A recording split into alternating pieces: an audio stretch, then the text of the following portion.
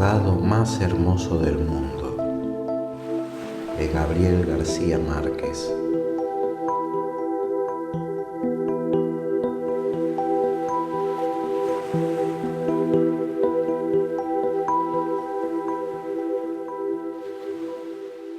Los primeros niños que vieron el promontorio oscuro y sigiloso que se acercaba por el mar se hicieron la ilusión que era un barco enemigo. Después vieron que no llevaba banderas ni arboladura y pensaron que fuera una ballena. Pero cuando quedó varado en la playa, le quitaron los matorrales de sargazos, los filamentos de medusa y los restos de cardúmenes y naufragios que llevaba encima. Y solo entonces descubrieron que era un ahogado.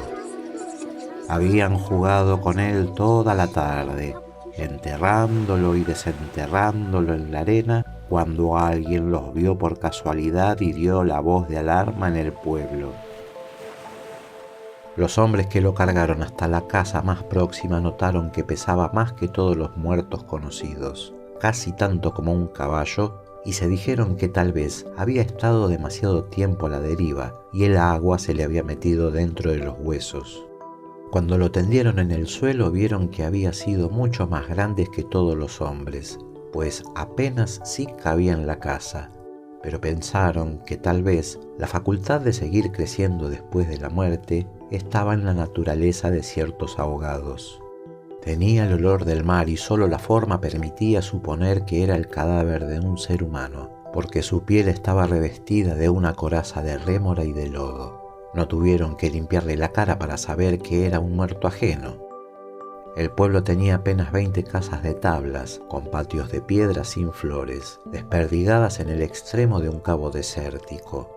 La tierra era tan escasa que las madres andaban siempre con el temor de que el viento se llevara a los niños, y a los pocos muertos que les había causado los años tenían que arrojarlos en los acantilados.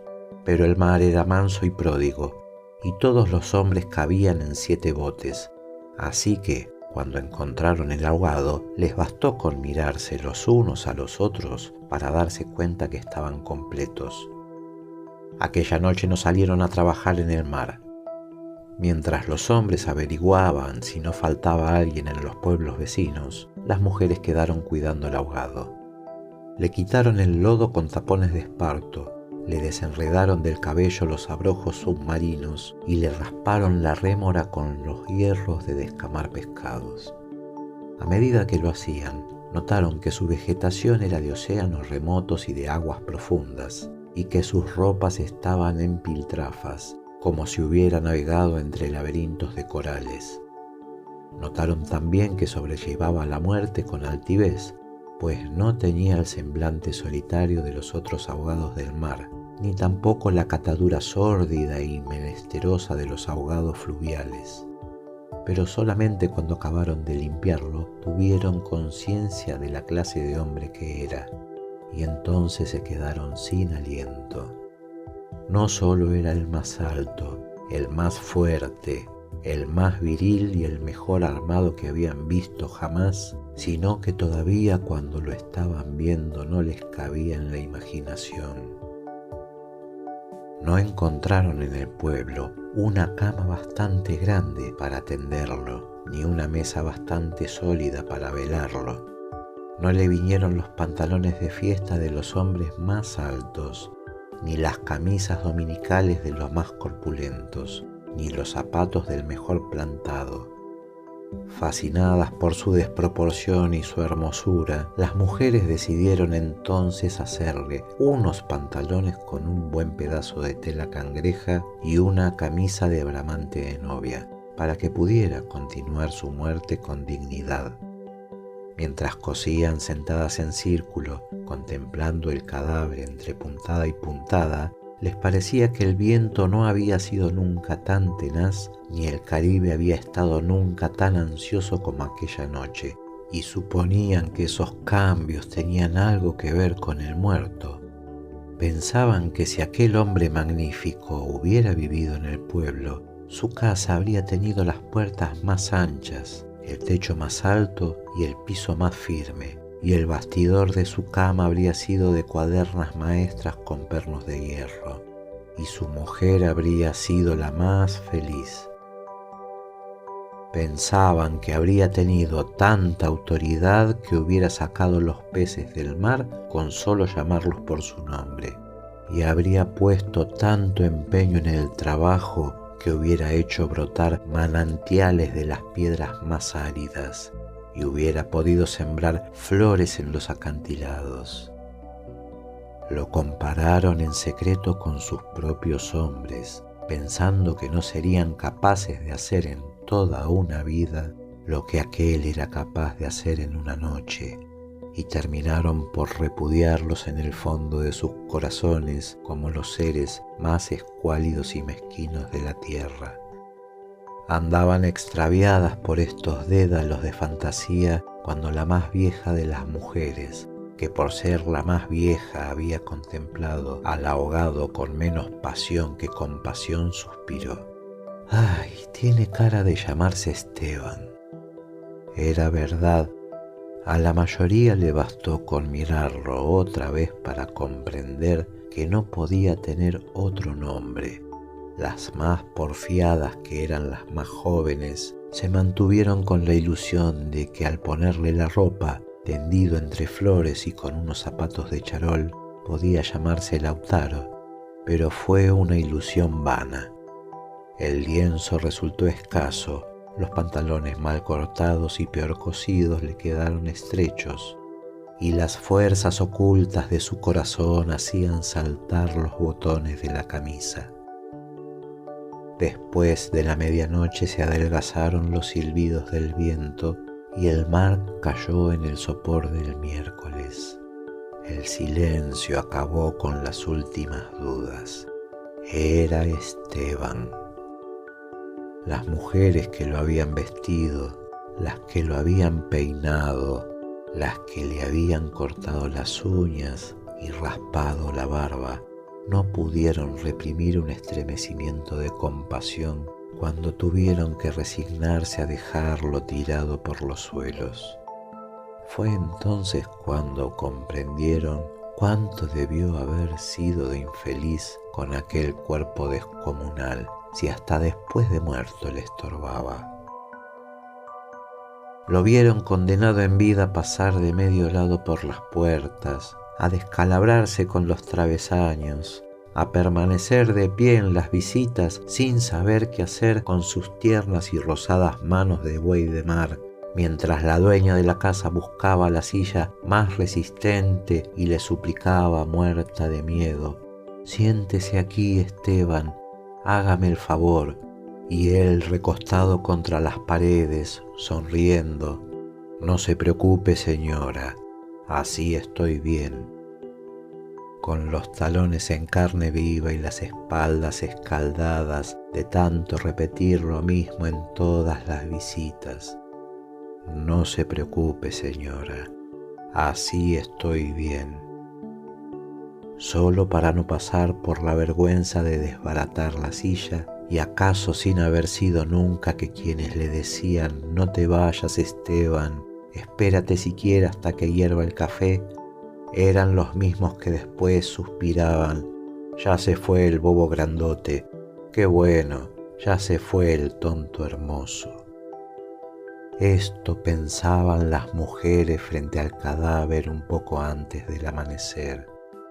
Más tarde, cuando le taparon la cara con un pañuelo para que no le molestara la luz, lo vieron tan muerto para siempre, tan indefenso, tan parecido a sus hombres, que se les abrieron las primeras grietas de lágrimas en el corazón. Fue una de las más jóvenes la que empezó a sollozar. Las otras, alentándose entre sí, pasaron de los suspiros a los lamentos, y mientras más sollozaban, más deseo sentían de llorar, porque el ahogado se les iba volviendo cada vez más Esteban, hasta que lo lloraron tanto que fue el hombre más desvalido de la tierra, el más manso y el más servicial, el pobre Esteban. Así que cuando los hombres volvieron con la noticia que el ahogado no era tampoco de los pueblos vecinos, ellas sintieron un vacío de júbilo entre las lágrimas. Bendito sea Dios, suspiraron, es nuestro. Los hombres creyeron que esos aspavientos no eran más que frivolidades de mujer. Cansados de las tortuosas averiguaciones de la noche, lo único que querían era quitarse de una vez el estorbo del intruso antes de que prendiera el sol bravo de aquel día árido y sin viento. Improvisaron unas angarillas con restos de trinquetes y botavaras y las amarraron con carlingas de altura para que resistieran el peso del cuerpo hasta los acantilados. Quisieron encadenarle a los tobillos un ancla de buque mercante para que fondeara sin tropiezos en los mares más profundos donde los peces son ciegos y los buzos se mueren de nostalgia, de manera que las malas corrientes no fueran a devolverlo a la orilla, como había sucedido con otros cuerpos. Pero mientras más se apresuraban, más cosas se les ocurrían a las mujeres para perder el tiempo. Andaban como gallinas asustadas picoteando amuletos de mar en los arcones, unas estorbando aquí porque querían ponerle al ahorcado los escapularios del buen viento, otras estorbando allá para abrocharle una pulsera de orientación. Y al cabo de tanto, quítate de aquí, mujer, ponte donde no estorbes, mira que casi me haces caer sobre el difunto, a los hombres se les subieron al hígado las suspicacias y empezaron a rezongar que con qué objeto tanta ferretería de altar mayor para un forastero, si por muchos estoperoles y calderetas que llevara encima se lo iban a masticar los tiburones. Pero ellas seguían tripoteando sus reliquias de pacotilla, llevando y trayendo, tropezando, mientras se les iba en suspiros lo que no se les iba en lágrimas. Así que los hombres terminaron por despotricar de que cuando acá semejante alboroto por un muerto al garete, un ahogado de nadie, un fiambre de mierda. Una de las mujeres, mortificada por tanta indolencia, le quitó entonces al cadáver el pañuelo de la cara, y también los hombres se quedaron sin aliento. Era Esteban. No hubo que repetirlo para que lo recordaran. Si les hubieran dicho Sir Walter Raleigh, quizás hasta ellos se habrían impresionado con su acento de gringo, con su guacamaya en el hombro, con su arcabuz de matar caníbales. Pero Esteban solamente podía ser uno en el mundo, y allí estaba tirado como un sábalo, sin botines, con unos pantalones de 7 mesinos y esas uñas rocallosas que solo podían cortarse a cuchillo. Bastó con que le quitaran el pañuelo de la cara para darse cuenta que estaba avergonzado, que no tenía la culpa de ser tan grande, ni tan pesado ni tan hermoso, y si hubiera sabido que aquello iba a suceder habría buscado un lugar más discreto para ahogarse. En serio, me hubiera amarrado yo mismo un áncora de galeón en el cuello y hubiera trastabillado como quien no quiere la cosa en los acantilados, para no andar ahora estorbando con este muerto de miércoles, como ustedes dicen, para no molestar a nadie con esta porquería de fiambre que no tiene nada que ver conmigo.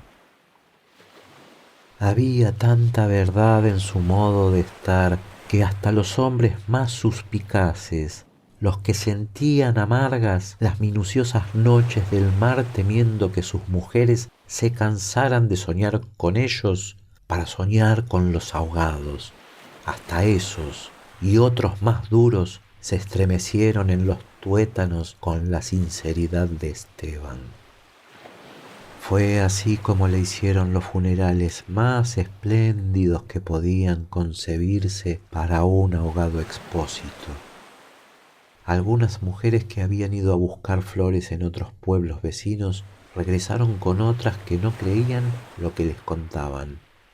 y éstas se fueron por más flores cuando vieron al muerto, y llevaron más y más, hasta que hubo tantas flores y tanta gente que apenas sí se podía caminar. A última hora les dolió devolverlo huérfano a las aguas y le eligieron un padre y una madre entre los mejores, y otros se le hicieron hermanos, tíos y primos, y así a través de él todos los habitantes del pueblo terminaron por ser parientes entre sí. Algunos marineros que oyeron el llanto a la distancia perdieron la certeza del rumbo, y se supo que uno se hizo amarrar al palo mayor, recordando antiguas fábulas de sirenas. Mientras se disputaban el privilegio de llevarlo en hombros por la pendiente escarpada de los acantilados, hombres y mujeres tuvieron conciencia por primera vez de la desolación de sus calles, la aridez de sus patios, la estrechez de sus sueños, frente al esplendor y la hermosura de su ahogado.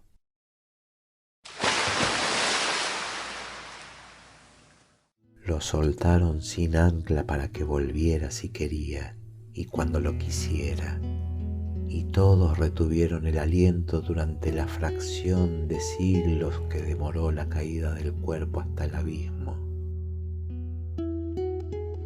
No tuvieron necesidad de mirarse los unos a los otros para darse cuenta que ya no estarían completos, ni volverían a estarlo jamás.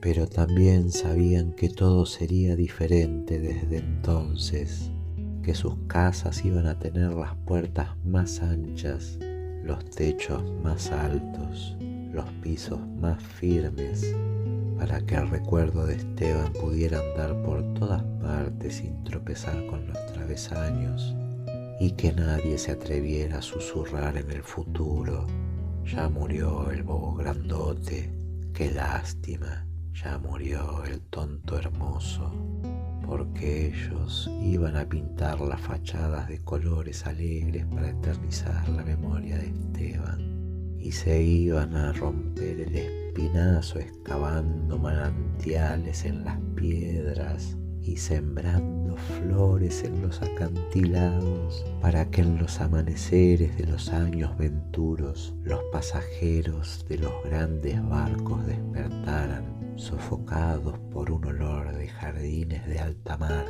y el capitán tuviera que bajar de su alcaraz con un uniforme de gala, con su astrolabio, su estrella polar y su ristra de medallas de guerra, y señalando el promontorio de rosas en el horizonte del Caribe, dijera en 14 idiomas: miren allá, donde el viento es ahora tan manso que se queda a dormir debajo de las camas, allá donde el sol brilla tanto que no se saben hacia dónde girar los girasoles.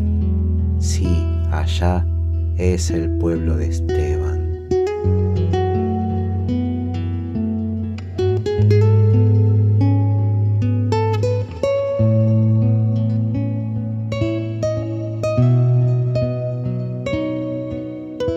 Fin de El ahogado más hermoso del mundo, de Gabriel García Márquez.